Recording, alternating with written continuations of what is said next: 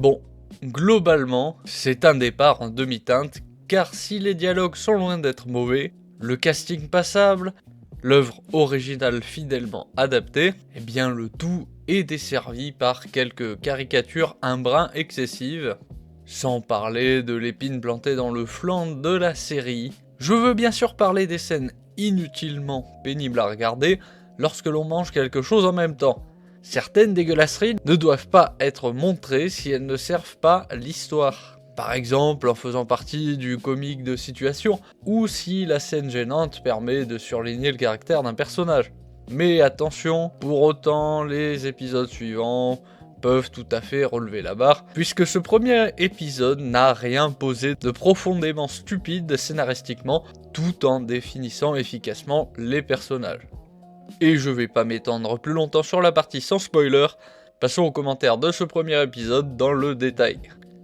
La première scène avec Dunk, elle nous pose d'entrée de jeu qu'il est quelqu'un de bien, puisqu'il reconnaît la justesse des punitions qui lui sont infligées lorsqu'il a commis un acte répréhensible, mais aussi qu'il avait du respect pour son mentor, malgré les défauts que ce dernier pouvait avoir, sans toutefois être dans une adulation excessive, puisqu'il se sent quand même digne de reprendre le flambeau.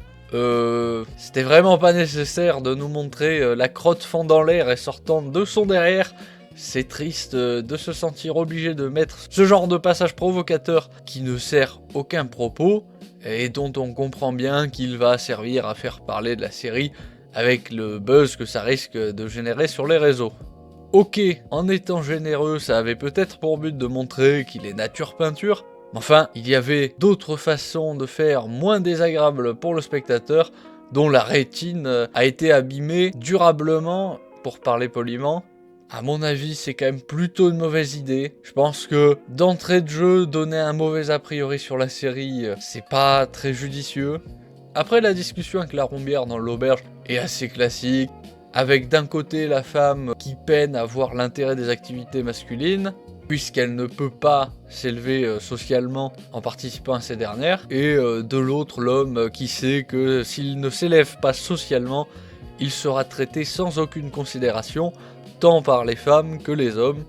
Pour les premières, il ne sera pas un bon parti, et les seconds douteront toujours de sa force de caractère, de sa virilité.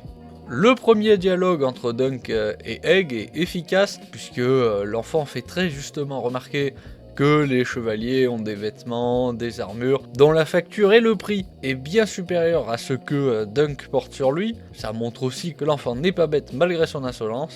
Pareil pour sa remarque sur le besoin d'avoir un écuyer, puisque ce dernier avait la double utilité d'assister le chevalier dans l'entretien de ses armures, ou les soins portés à ses montures, mais cela servait également à signaler que le chevalier avait suffisamment d'argent pour pouvoir se permettre de prendre en charge les dépenses liées à un écuyer, en plus de son destrier et de son armement, ce qui au Moyen-Âge coûtait extrêmement cher, au point où les membres de la noblesse étaient les seuls à pouvoir se les offrir.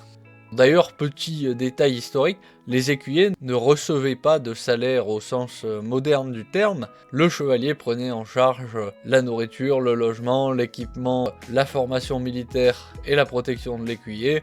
En échange, l'écuyer, lui, était chargé de l'entretien de l'armement du chevalier, de l'entretien de ses chevaux, de porter les messages, de l'accompagner au combat, de l'assister à table et dans la vie quotidienne. D'ailleurs, à cause des problèmes financiers de Dunk, je ne suis pas très emballé à l'idée de le voir se trimballer 3 chevaux alors qu'il ne roule pas sur l'or. J'espère que la série n'oubliera pas ce détail trop longtemps et qu'il en vendra un ou deux s'il ne gagne pas d'argent rapidement d'une manière ou d'une autre. C'est assez vite rattrapé par la remarque que Dunk fait justement sur ce problème des chevaux, mais aussi par le sérieux avec lequel le responsable des inscriptions au tournoi inspecte si, oui ou non, Dunk remplit les conditions pour être chevalier, et lui expose le châtiment réservé à ceux qui se revendiquent comme tels sans remplir les dites conditions. Ça fait plaisir. Ah bah en fait non, il s'en fout. C'est dommage. Au moins dans leur échange de l'inscription pose les enjeux du tournoi, la perte de ses biens et un tribut exorbitant pour les récupérer en cas de défaite. Autre détail, le fait que Dunk soit si mal considéré par ceux qu'il rencontre à cause de la simplicité de son attirail ou du fait qu'il soit un chevalier errant, c'est une bonne chose pour la cohérence globale du monde moyenâgeux de Westeros. Ça rajoute aussi une motivation, un enjeu, une difficulté à surmonter pour notre héros. Par contre, bordel, mais arrêtez de nous montrer son cul en gros plan. C'est fatigant à la longue. On aimerait ne pas avoir à subir ça. Surtout quand ça ne sert à rien du point de vue de l'histoire. Par contre, j'avoue avoir goûté avec un certain délice à la dichotomie entre l'humiliation que les Catins réservent à Dunk, parce qu'il n'est que chevalier errant, et le mépris qu'elles ont en même temps pour les joutes ou les activités chevaleresques en général. C'est d'une hypocrisie sans nom de leur part, puisqu'en fait, la série nous montre bien qu'elles vivent de ce microcosme chevaleresque, sans lequel elles seraient à la rue.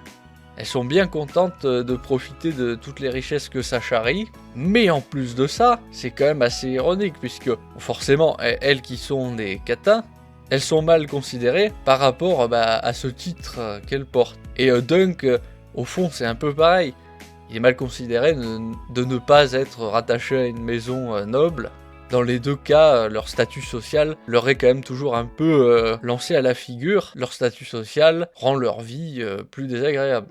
C'est d'ailleurs toujours un peu surprenant de voir des auteurs plutôt très féministes comme Martin montrer une réalité qui dessert quelque part sa propre cause, mais qui est tristement et tragiquement réaliste. C'est que, je suis désolé de le dire, mais si les femmes ne portaient aucun intérêt à l'argent, au pouvoir, la plupart des hommes s'en désintéresseraient. Pardonnez-moi de le dire. Puisque la majorité des hommes, de leur objectif principal, c'est d'avoir accès aux femmes, on va pas se mentir. Ceux qui me disent le contraire sont un peu hypocrites, ou n'ont pas les yeux bien en face des trous. Après, chacun jugera de est-ce qu'il est plus noble de s'élever socialement en couchant ou en combattant, à vous de voir. Malheureusement, les points positifs sont minés par certains couplets simplistes et caricaturaux, comme le passage avec le seigneur Baratheon, qui nous fait une enfilade de clichés. Le couplet Ambre les hérétiques, là encore assez ironiquement, même si on sent bien quand même un avis, un brin défavorable de Martin sur la religion, il montre le fait qu'il connaît quand même un peu l'histoire et que souvent les exactions soi-disant commises par la religion ont presque toujours été en réalité l'instrumentalisation de la religion servant de prétexte brandi par une certaine élite politique afin de faire avancer des objectifs bien plus pragmatiques, politiques et stratégiques. Bref, l'épisode se finit sur l'amitié naissante de Dunk et Egg qui sont dans un amour vache, qui se taquinent, qui se cherchent. Pour conclure clairement la série, elle va souffrir auprès du grand public de son absence de dragons, de grands enjeux politiques, comme d'intrigues de cour matinées de coucherie, mais si vous appréciez les contes chevaleresques classiques, la série devrait vous plaire.